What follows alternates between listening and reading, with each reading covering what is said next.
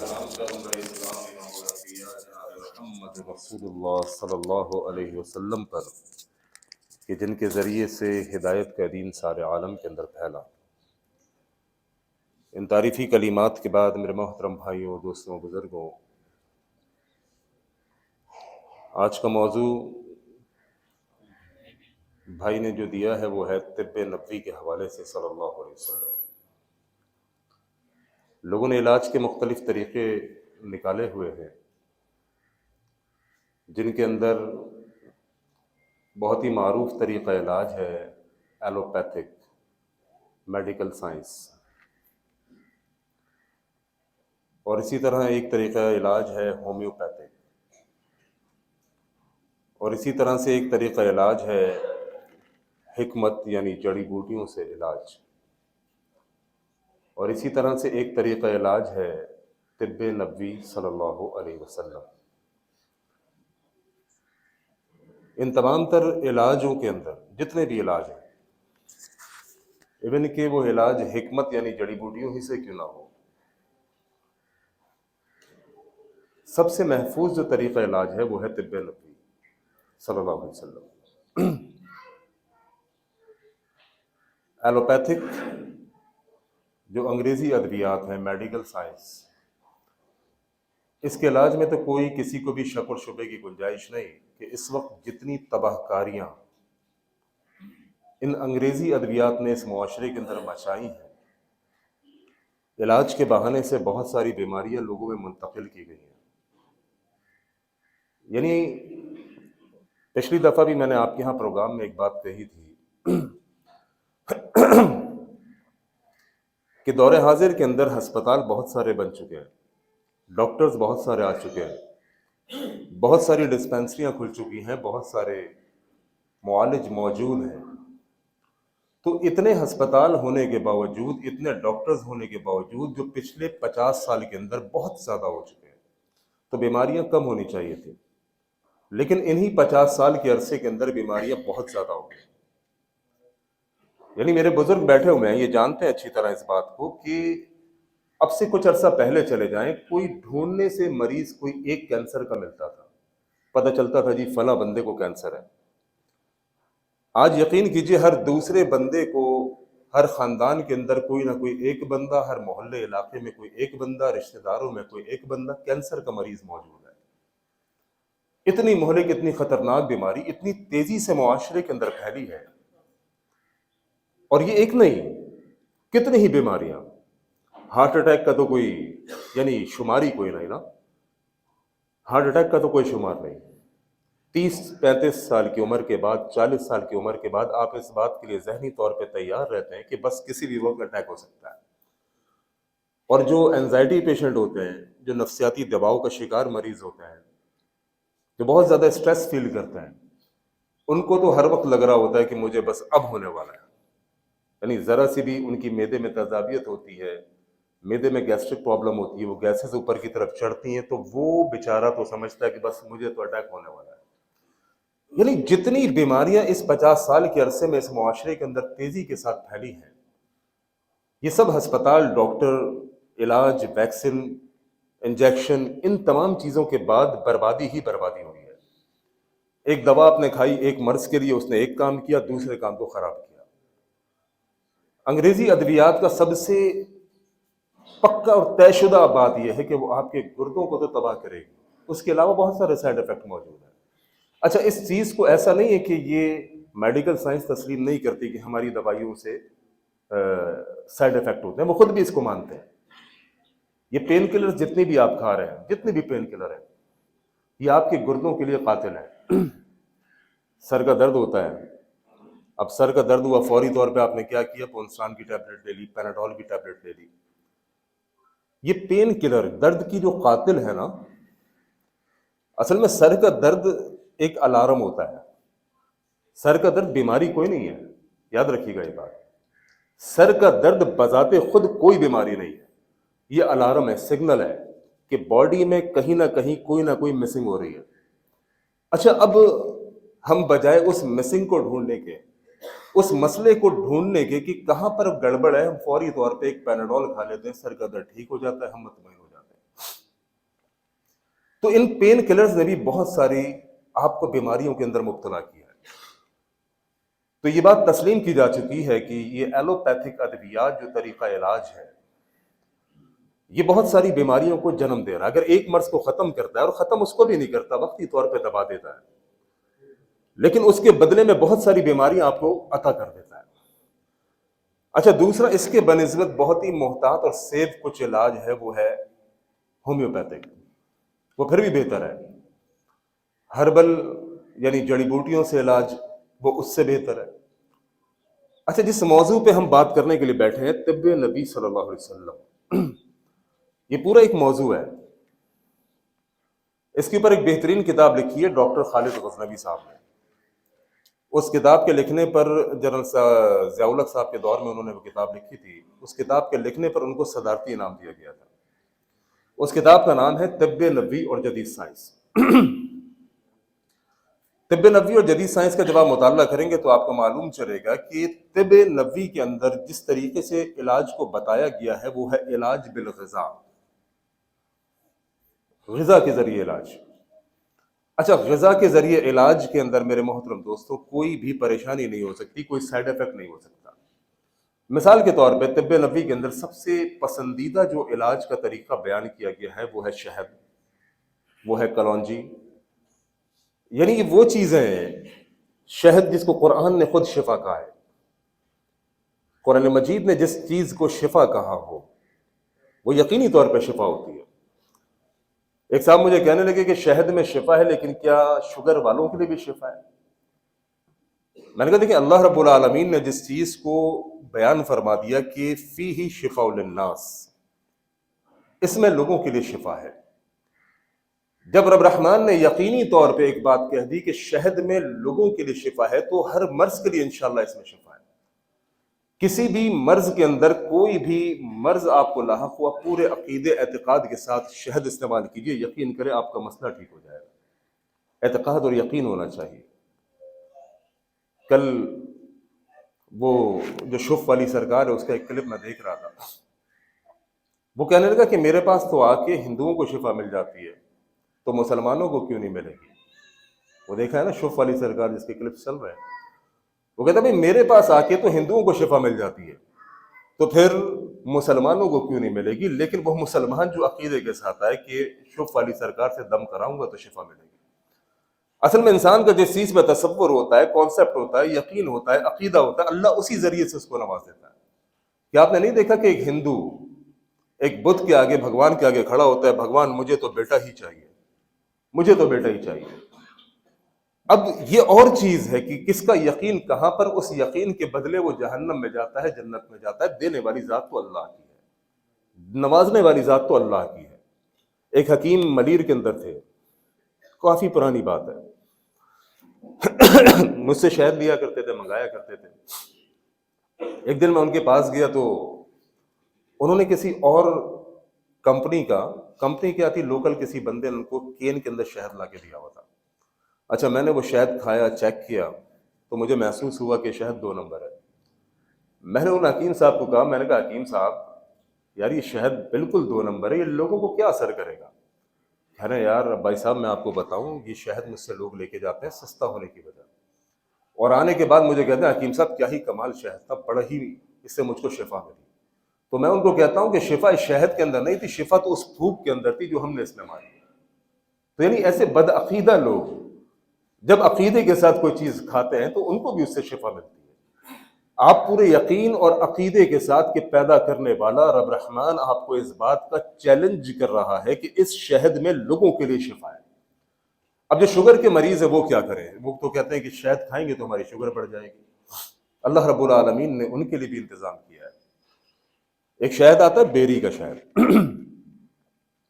بیری کے پھولوں کے اندر قدرتی طور پر سکروز کی مقدار 0% ہے۔ باقی جتنے بھی پھول ہیں جیسے پلوسا کا ہے، مالٹا کا ہے، اجوائن کا ہے، شفتل کا ہے، بیکڑ کا ہے، سرسوں کا ہے، فلاں فلاں جتنے بھی پھولوں کے شہد ہیں، سب کے اندر کچھ نہ کچھ گلوکوز سکروز موجود ہوتا ہے۔ بیری کا وہ واحد شہد ہے جس کے اندر اللہ رب العالمین نے اس کے پھولوں میں ایسا نظام رکھا ہے کہ اس کے اندر سکروز کی مقدار تقریباً نہ ہونے کے برابر ہے، لہذا شوگر کا اگر کوئی مریض ہو اور وہ کسی مرض کے اندر مبتلا ہو تو وہ شہد کھا سکتا ہے، بیری کا۔ اچھا شہد صرف کھانے کے لیے نہیں ہے، بہت سارے امراض میں آپ اس کو کھا سکتے ہیں۔ جیسے ابھی وائرل چل رہا ہے، نزلہ، کھانسی، بخار، ہر دوسرا بندہ، ہر دوسرا بچہ اس وقت اس بیماری کے اندر مبتلا ہے۔ شہد کھلائیں۔ اس کے علاوہ بھی بہت سارے کمالات ہیں شہد کے۔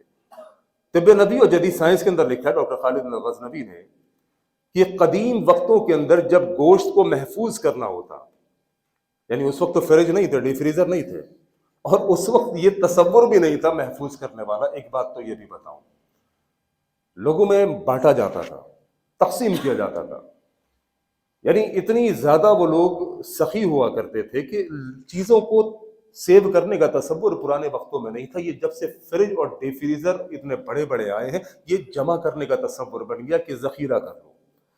یار بانٹو، ختم کرو، اللہ کی دی ہوئی چیز ہے، اللہ کی مخلوق کے اندر بانٹو، سخاوت دکھاؤ، اللہ سخائی سے محبت کرتا ہے۔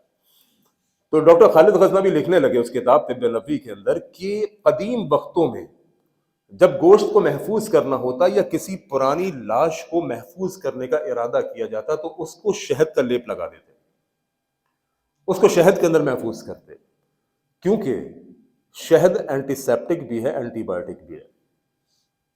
جو چیز اینٹی سیپٹک ہو، جس کے اندر جراثیم زندہ نہ رہتے ہوں، وہ چیز کبھی بھی خراب نہیں ہوتی۔ شہد کبھی بھی آپ نے سنا ہوگا خراب نہیں ہوتا، شہد کی یہ کرامت ہے کہ شہد کبھی خراب نہیں ہوتا، کیونکہ وہ اینٹی سیپٹک ہے، جراثیم کو اپنے اندر رہنے نہیں دیتا۔ ہمارے پاس ایک شہد ہوتا ہے، اس کو ہم کہتے ہیں قدیمی شہد، پرانا شہد۔ بعض دفعہ وہ قدیمی شہد ہمارے پاس آیا کوئی 10 سال پرانا، کوئی 12 سال پرانا، کینز کے اندر ہوتا ہے۔ اچھا جب ہم کین کا ڈھکن کھولتے ہیں نا، شہد کتنا پرانا ہے؟ 10 سال پرانا۔ جب ہم نے کین کا ڈھکن کھولا، چونکہ فارمر کیا کرتا ہے، جب پیٹی ہوتی ہے اور پیٹی کے اندر فریم لگے ہوتے ہیں، وہ فریم دراصل چھتا ہوتا ہے، مکھیوں کا گھر بنایا ہوا ہوتا ہے۔ یعنی ایک تو آزاد مکھی ہوتی ہے نا، جو کہیں بھی کسی بھی پہاڑ پہ کسی بھی جنگل میں اپنا چھتا بنا لیتی ہے۔ جو نیچرل فارمنگ ہوتی ہے، اوریجنل فارمنگ ہوتی ہے، اس میں ہم خود مکھیوں کو ان کا گھر بنا کے دیتے ہیں۔ اب وہ جب فارمر مکھیوں کا شہد نکالتا ہے اس پیٹی سے اور وہ اس کو کینز کے اندر محفوظ کرتا ہے، تو چھتوں کے ساتھ وہ مکھیاں بھی اس میں بعض دفعہ چلی جاتی ہیں اور اچھی خاصی جاتی ہیں۔ یعنی اگر ایک 40-42 کلو کا کین ہے تو اس کے اندر کوئی چھٹاک 2 چھٹاک مکھیاں موجود ہوتی ہیں۔ اچھا اب 10-12 سال پرانا کین، آپ میں سے کسی کو اگر یہ دیکھنا ہو تو یہ میں آپ کو دکھا بھی سکتا ہوں۔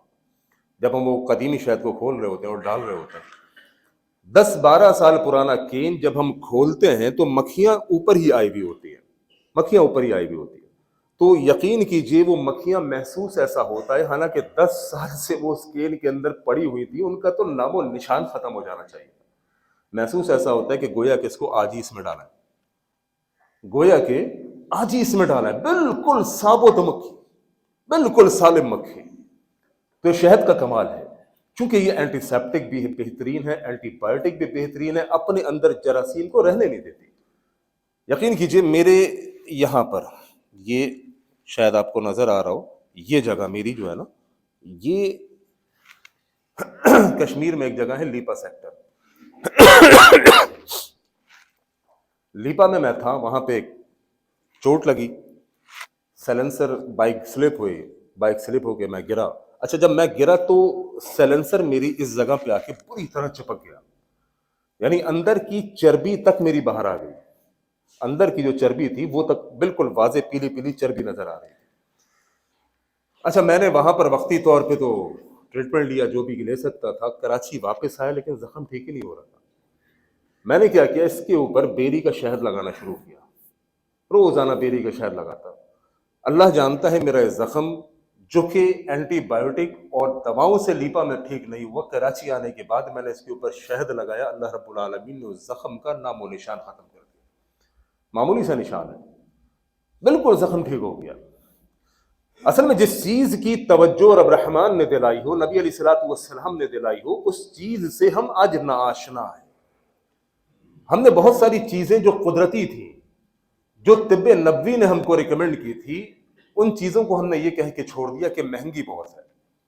اچھا ایک المیہ ہے، المیہ یہ ہے ہمیں کہیں شادی میں جانا ہو، ہماری بیوی ہم سے 10,000 روپے مانگتی ہے بیوٹی پارلر میں جانے کے لیے، 20,000 روپے مانگتی ہے بچوں کے کپڑوں کے لیے، ہم یوں نکال کے اس کو دے دیتے ہیں، یہ لو۔ لیکن جب اپنے اوپر لگانے کی باری آتی ہے تو میرا بھائی کہتا ہے کہ نہیں یار، یہ جو دیسی علاج ہے یہ بہت مہنگا ہوتا ہے، یار اپنے اوپر لگاؤ۔ اگر آپ اپنے اوپر نہیں لگائیں گے، آپ گھر کے کفیل ہیں، آپ گھر کے نگران ہیں، گھر کے سرپرست ہیں، آپ نے اپنے اوپر ہی نہیں لگانا، بیوی کے میک اپ کے اوپر 10,000 روپے خرچ کر دیتے ہو۔ لہٰذا ان چیزوں کے قریب آئیے جو نیچر کے قریب ہے۔ طب نبوی صلی اللہ علیہ وسلم کے اندر ان چیزوں کی رہنمائی کی گئی ہے جو آپ کے گھر کے اندر موجود ہوتا ہے۔ مثال کے طور پہ کلونجی، اللہ کے نبی صلی اللہ علیہ وسلم نے فرمایا کہ کلونجی میں ہر مرض سے شفا ہے سوائے موت کے۔ یعنی اگر کسی کی تقدیر میں موت لکھی ہوئی ہے، اسے تو آپ بڑے سے بڑے آغا خان ہسپتال میں داخل کرا دیجیے، اگر موت لکھی ہے وہاں بھی آئے گی۔ لیکن موت کے سوا جتنی بیماریاں ہیں، میرے نبی علیہ الصلوۃ والسلام نے فرمایا کلونجی میں ہر مرض سے شفا ہے سوائے موت کے۔ یقین پیدا کیجیے، اعتقاد پیدا کیجیے، یقین اور اعتقاد کے ساتھ کہ میرے رب نے مجھے اس چیز کی نشاندہی کی ہے کہ کلونجی میں شفا ہے، رب نے اس چیز کی نشاندہی کی ہے کہ شہد میں شفا ہے، میں پورے یقین اور اعتقاد سے وہ چیز کھاؤں گا، انشاءاللہ مجھے شفا ملے گی۔ ایک صحابی تھے، بیمار ہو گئے، شدید بیمار۔ دوسرے ایک صحابی، ان کا نام آتا ہے ابن عقیق رضی اللہ تعالیٰ عنہ، وہ ان کی تیمارداری کے لیے آئے۔ جب تیمارداری کے لیے آئے تو دیکھا کہ ان کی حالت بہت خراب ہے۔ ابن عقیق رضی اللہ تعالیٰ عنہ نے کہا کہ 7 دانے کلونجی کے لاؤ اور اس کو باریک پیس لو۔ 7 دانے کلونجی کے باریک پیس لیے گئے اور اس کو انہوں نے زیتون کے تیل میں ڈلوا دیا۔ 7 دانے کلونجی باریک پیس کر وہ پاؤڈر بن گیا۔ اس پاؤڈر کو انہوں نے زیتون کے تیل میں ڈلوایا اور کہا کہ اس مریض کے دونوں ناک کے جو نتنے ہیں، ایک ایک قطرہ صبح دوپہر شام اس میں ڈال دیا کرو۔ حدیث میں آتا ہے کہ وہ مریض کچھ ہی عرصے کے اندر جو بالکل بستر پر لگا ہوا تھا کھڑا ہو گیا۔ اچھا، یہ ایک بہترین چیز ہے کلونجی۔ اچھا، دینے کا جو طریقہ تھا ان کا وہ تھا کہ کلونجی کو باریک پیسوا دیا اور اس کو انہوں نے زیتون کے تیل میں ملوا دیا اور کہا کہ اس مریض کے دونوں ناک کے نتنوں میں ایک ایک قطرہ ڈال دیا کرو صبح دوپہر شام۔ اچھا، یہ ENT کے جتنے امراض ہیں ان کے لیے بھی بہترین نسخہ ہے۔ اسی طرح طب نبوی کا جب مطالعہ کرتے ہیں، ہم کو بہت ساری چیزیں ایسی ملتی ہیں جو آپ کے گھریلو یعنی دسترخوان پہ موجود ہیں، آپ کے گھر کے کچن میں موجود ہیں۔ مثال کے طور پہ امی عائشہ رضی اللہ تعالیٰ عنہ کے بارے میں آتا ہے۔ امی عائشہ کا نکاح ہو گیا اللہ کے نبی صلی اللہ علیہ وسلم کے ساتھ۔ اچھا، اب امی عائشہ کمزور تھی تو اب رخصتی کا جب وقت قریب آیا تو ان کی والدہ نے کہا کہ اب رخصتی کا وقت قریب ہے، لہذا عائشہ رضی اللہ تعالیٰ عنہ کے اوپر محنت شروع کی گئی، کیونکہ وہ کمزور تھیں۔ ان کو بہترین سے بہترین خوراک دی گئی، بہترین سے بہترین چیز دی گئی، لیکن ان کی قد کاٹ اس طریقے سے نہیں ہوا جو ان کی ماں چاہتی تھی۔ پھر امی عائشہ رضی اللہ تعالیٰ عنہ کی والدہ نے کیا کیا، ایک ایسی غذا کا انتخاب کیا جو بہترین غذا تھی، اور جس غذا کے دینے کے بعد امی عائشہ رضی اللہ تعالیٰ عنہ بہت ہی طاقتور ہوئی اور بہت جلدی ہوئی۔ آج ہمارے معاشرے کے اندر بہت بڑا ایک مسئلہ یہ ہے نا کہ 2 قسم کے لوگ ہیں، ایک وہ لوگ جو کمزور ہیں، ایک وہ لوگ جو صحت مند ہیں۔ صحت مند سے مراد موٹے ہیں، حد سے زیادہ تجاوز کر گئے، اور ایک وہ لوگ ہیں جو حد سے زیادہ دبلے ہیں۔ دونوں ہی پریشان ہیں۔ جو حد سے زیادہ موٹے ہیں وہ بھی پریشان کہ یار ہم برے لگتے ہیں، جو حد سے زیادہ دبلے ہیں وہ بھی پریشان کہ ہم برے لگتے ہیں۔ انسان اپنے آپ کو چاہتا ہے کہ میں خوبصورت ہوں، مینٹین ہوں، نہ بہت زیادہ موٹا ہوں نہ بہت زیادہ دبلا ہوں۔ اچھا، دونوں چیزوں کے لیے طب نبی صلی اللہ علیہ وسلم کے اندر بہترین تجاویز موجود ہیں آپ کے لیے۔ نہ آپ اپنے آپ کو بہت زیادہ موٹا دیکھنا چاہتے ہیں، نہ آپ اپنے آپ کو بہت زیادہ دبلا دیکھنا چاہتے ہیں، تو طب نبوی کا آپ مطالعہ کریں، آپ کو ان دونوں مسئلوں کا حل اس میں مل جائے گا۔ مثال کے طور پر وہ بات میں نے روکی بھی ہے کہ امی عائشہ رضی اللہ تعالیٰ عنہ کو کیا خوراک دی گئی وزن کو بڑھانے کے لیے، میں آؤں گا اس کی طرف۔ مثال کے طور پہ ایک بندے کا وزن بہت زیادہ بڑھ چکا ہے، اب وہ چاہتا ہے کہ میں اپنا وزن کم کروں، چونکہ انسان کی مزاج اور فطرت ہے، ہر کسی کو اپنے سے زیادہ دوسرا والا اچھا لگتا ہے ایسا معاملہ۔ کوئی بھی بندہ اپنے اندر خوش نہیں ہے، حالانکہ ہونا چاہیے۔ یہ جو حسد کا مادہ ہے یہ پیدا ہی اس لیے ہوتا ہے کہ جب انسان اپنے اندر خوش نہیں رہتا. بھائی آپ جیسے بھی ہیں آپ خوبصورت ہیں, آپ اتنے خوبصورت ہیں کہ رب نے آپ کے لیے 4 قسمیں اٹھائی ہیں, والتین والزیتون وطور سینین وہذا البلد الامین لقد خلقنا الانسان فی احسن تقویم. وہ آپ کی خوبصورتی کا تذکرہ اللہ نے قرآن میں کیا ہے کہ بندہ بہت خوبصورت ہے, اسے میں نے خود بنایا ہے, یہ بڑا حسین اور خوبصورت ہے. آپ اپنے آپ کو سمجھتے نہیں, آپ جیلسی میں حسد کے اندر اس کے پاس ایسا کیوں, میرے پاس کیوں نہیں, وہ اتنا خوبصورت کیوں, میں کیوں نہیں. تو ہر بندہ خوبصورت اور اسمارٹ نظر آنا چاہتا ہے. جو بہت زیادہ موٹا ہے وہ بھی پریشان, جو بہت زیادہ دبلا ہے وہ بھی پریشان. اگر آپ کا وزن بے انتہا بڑھ چکا ہے تو پھر آپ کیا کریں؟ سب سے پہلی چیز ڈائٹ پلان کریں. اگر ڈائٹ پلان آپ کی زندگی میں نہیں ہوگا, یقین کیجئے بڑی سے بڑی بھی کوئی طب نبوی کا نسخہ ہو, کوئی حکمت کا ہو, کوئی ایلوپیتھک کا ہو, اگر ڈائٹ پلان نہیں ہے کچھ بھی اثر نہیں کرے گا. آپ جناب طب نبوی کا میں آپ کو نسخہ بتا دوں, صبح آپ 3 پراٹھے کھائیں, دوپہر میں 2 روٹی کھائیں, شام میں 2 پلیٹ چاول کھائیں, تو وہ بیکار ہو جائے گا. یعنی نسخہ اس وقت کارآمد ہوگا جب آپ ساتھ میں ڈائٹ پلان کریں گے, پرہیز کریں گے. آپ صبح اور شام مالٹے کا شہد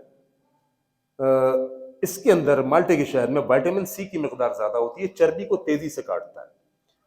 آپ صبح اور شام مالٹے کا شہد استعمال کریں گرم پانی میں لیمو کے ساتھ. لیمو بھی چربی کو کاٹے گا, مالٹے کا شہد بھی چربی کو کاٹے گا, اور یہ دونوں چیزیں جب گرم پانی میں شامل ہو جائیں گی تو بہت تیزی سے چربی کو کاٹیں گی. دونوں ٹائم خالی پیٹ میں آپ مالٹے کا شہد استعمال کریں, گرم پانی میں ڈال کے اس میں لیمو ڈال لیں, لیکن ساتھ میں ڈائٹ پلان کریں. اگر ڈائٹ پلان نہیں کریں گے تو مالٹے کا شہد ہو یا دنیا کا کوئی بھی شہد ہو, کوئی بھی کام نہیں آ سکے گا. میں نے خود پرسنلی کئی بار کوشش کی ہے کہ میں ڈائٹ پلان کروں, لیکن آپ کو پتہ ہے مولویوں کی کچھ مجبوریاں ہوتی ہیں. اب یہاں پر ابھی عبد المتین میں نے رات میں دعوت دے دی تھی, اب مجھے پتہ ہے کہ دعوت تو پھر دعوت ہوتی. کل جہاں پہ پروگرام تھا ملیر کے اندر کورنگی میں, وہاں پر انہوں نے پائے کی دعوت رکھی ہوئی تھی. ابھی رات میں وہ لیاری میں پروگرام ہے تو وہاں واجد صاحب ہے, انہوں نے بھی. اب بات یہ کہ یہ تو تقوی کی بات ہے, میں تو بڑا کمزور سا آدمی ہوں, متقی آدمی کے سامنے بہترین چیز رکھی ہو وہ کہے گا نہیں یار میرے لیے صحت عزیز ہے. وہ بندہ چاہیے جو سمجھے کہ مجھے دل کی نہیں ماننی, چونکہ دل کی جس نے مانی ایمانی لحاظ سے یا جسمانی لحاظ سے وہ برباد ہو گیا. تو میری طرح کا کمزور نہ بنیے جو تھوڑی تھوڑی چیزوں کو دیکھ کے پریشان اور بہک جائے. آپ نے اگر اپنے اوپر سیلف کانفیڈنس ہے کہ کچھ بھی مڑا ہوا ہے, میں نے ڈائٹ پلان شروع کر دیا, بس میرا ڈائٹ پلان رہے گا, اور 3 مہینہ کر کے دیکھ لیجیے. صبح شام مالٹے کا شہد گرم پانی میں ڈال کے استعمال کیجیے, اپنی ڈائٹ مینٹین کیجیے, اپنا ایک چارٹ بنا لیجیے. براؤن بریڈ کو اس میں شامل کیجیے, انڈے کی سفیدی کو اس میں شامل کیجیے, 1 کپ پھیکی چائے صبح میں ناشتے کے ساتھ, 2 پیس براؤن بریڈ, 1 انڈے کی سفیدی, اور اسی طرح پھیکی چائے, یہ آپ کا صبح کا ناشتہ ہوگا. دوپہر کے اندر آپ نے کھانا ہے سلاد دوپہر میں سلاد. اچھا رات میں آپ کیا کریں گے, 2 سے 3 پیس چکن کے لے لیجیے, اور وہ 2 سے 3 پیس چکن کے ایک معتدل ہو, اعتدال میں ہو, بہت زیادہ بڑے پیسز نہ ہو. جو لیگ پیس ہوتا ہے وہ 3 پیس لے لیجیے, اس کو بوائل کر لیجیے, وہ بن جائے گا پھوک.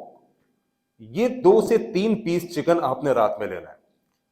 اچھا اس طرح سے جب آپ ڈائٹ بیلنس کرتے ہوئے چلیں گے, ڈائٹ پلان کر کے چلیں گے, یقین کریں کہ آپ مالٹے کا شاید کیا بغیر اس کے بھی سلم ہو جائیں گے. ہمت کریں, اپنے اندر قوت ارادی پیدا کریں کہ کتنی ہی بہترین چیز موجود ہے, اگر میں نے ڈائٹ پلان شروع کر دیا میں سب کچھ چھوڑ دوں گا, تو آپ اسمارٹ ہو جائیں گے.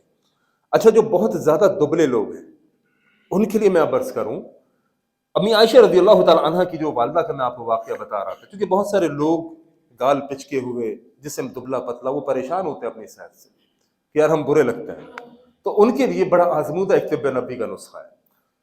امی عائشہ رضی اللہ تعالی عنہ کی والدہ نے اپنی بیٹی عائشہ رضی اللہ تعالی عنہ کو ککڑی, کھجور اور کھیرا استعمال کروایا. فرماتی ہیں کہ 3 چیزیں کھانے کے بعد, کھجور, ککڑی اور کھیرا, یہ 3 چیزیں کھانے کے بعد میری بیٹی عائشہ رضی اللہ تعالی عنہ بہترین پروان چڑھی, بہترین اس کی گروتھ ہو گئی, اور پھر میں نے اس کو رخصت کر دیا اللہ کے نبی صلی اللہ علیہ وسلم کے ساتھ. تو یہ کچھ چیزیں ہیں, یہ چیزیں ہم کو طب نبی صلی اللہ علیہ وسلم سے ملتی ہیں, جس میں سب سے پہلی چیز یہ ہے کہ ہم نے علاج بالغذا کی طرف آنا ہے دوسرے علاج سے پہلے.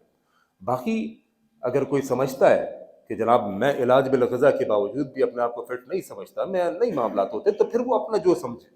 لیکن طب نبی صلی اللہ علیہ وسلم اگر پورے اعتقاد اور یقین کے ساتھ آپ استعمال کریں گے ان نسخوں کو، تو یقین کیجئے آپ کو بہت ساری بیماریوں سے اللہ رب العالمین محفوظ فرمائیں گے. انسان کے اندر جو ایک بہت بڑی چیز ہے وہ ہے اس کی ول پاور، قوت مدافعت. جس بندے کے اندر قوت مدافعت بہترین ہوگی وہ بندہ بڑی سے بڑی بیماریوں سے لڑ جائے گا، اور جس بندے کے اندر قوت مدافعت کمزور ہوگی وہ بندہ بہت جلدی تھوڑی سی بیماری سے بھی پریشان ہو جائے گا. یہ قوت مدافعت انسان کے لیے ایک بہترین چیز ہے.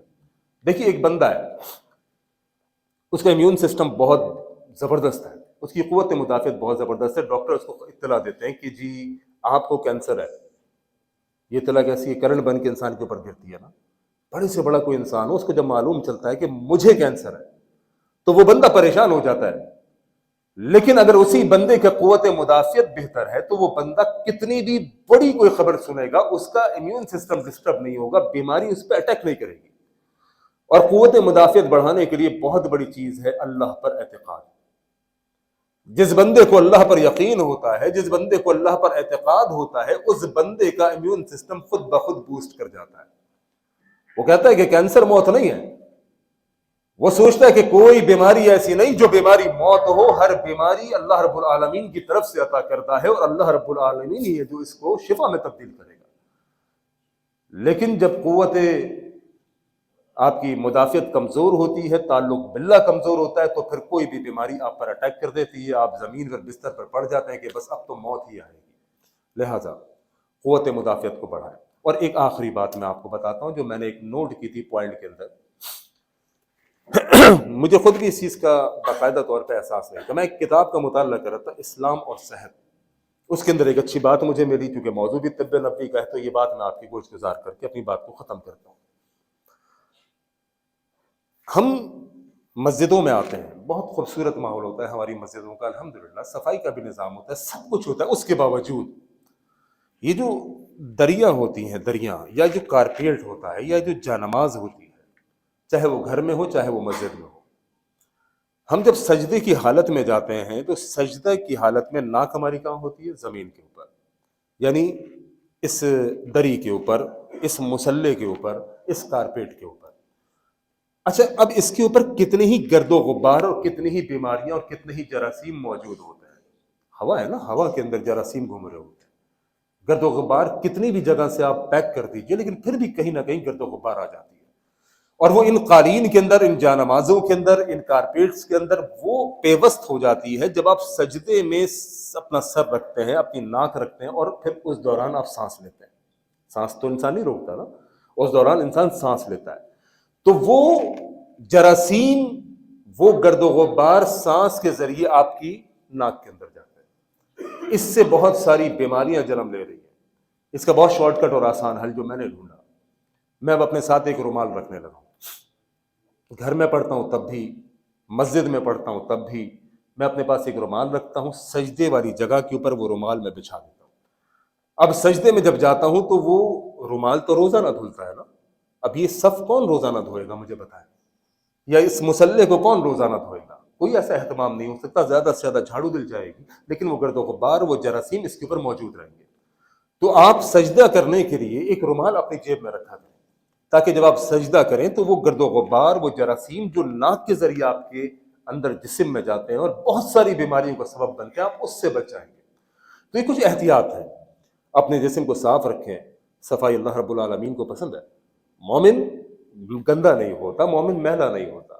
بعض لوگ یعنی میں نے دیکھا ہے غریب ہیں، غریب ہونے کے باوجود ان کے پاس دو لباس ہیں، ایک دھوتے ایک پہنتے ہیں. اور بعض ایسے ہیں، میں ایک اسکول میں پڑھاتا تھا بہت پہلے، ہمارے ایک اسکول تھا داوا ماڈل اسکول میٹروول میں، مینجمنٹ میں تھا. تو بعض بچے بڑے گندے یونیفارم میں آتے تھے، بال ان کے بکھرے ہوئے عجیب سے. تو ایک دن میں نے پیرنٹس میٹنگ کی، ان کو میں نے بلایا اور اس میٹنگ کے دوران میں نے ان کو، ماں باپ کو توجہ دلائی کہ اپنے بچوں کا حلیہ دیکھیں. یعنی جراثیم ان کے ناخنوں کے ذریعے سے ان کے منہ کے اندر جا رہے ہیں. اتنے بڑے بڑے ناخن، ان کے اندر میل کچیل بھرا ہوا، بال بکھرے ہوئے، یونیفارم. کہنے لگے اصل میں ہم بڑے غریب لوگ ہیں، اصل میں ہم بڑے غریب لوگ ہیں. میں نے کہا یار غربت کہا، اس چیز سے کیا تعلق؟ غربت الگ چیز ہے اور یہ صفائی کا معیار رکھنا یہ اور چیز ہے. کیا غریب کا بچہ ناخن نہیں کاٹ سکتا؟ کیا غریب کا بچہ منہ نہیں دھو سکتا؟ کیا غریب کا بچہ اپنے بالوں کو نہیں بنا سکتا؟ کیا غریب کا بچہ روزانہ یا کم از کم 2 دن میں اپنا یونیفارم نہیں دھو سکتا؟ سب کچھ کر سکتا ہے. بات ہوتی ہے مزاج کی، مزاج کیسا ہے. لہذا صفائی بہت ضروری چیز ہے جو آپ کو کئی بیماریوں سے بچا سکتی ہے. ان چھوٹی چھوٹی چیزوں کا احتیاط کریں گے تو انشاءاللہ بڑی بڑی بیماریوں سے محفوظ رہیں گے. اللہ کریم ہمیں ہر قسم کی وباؤں سے، بلاؤں سے، بیماریوں سے محفوظ رکھے. اللہ کریم ہمیں ایمان کی اور صحت کی سلامتی عطا فرمائے. وآخر دعوانا ان الحمد للہ رب العالمین.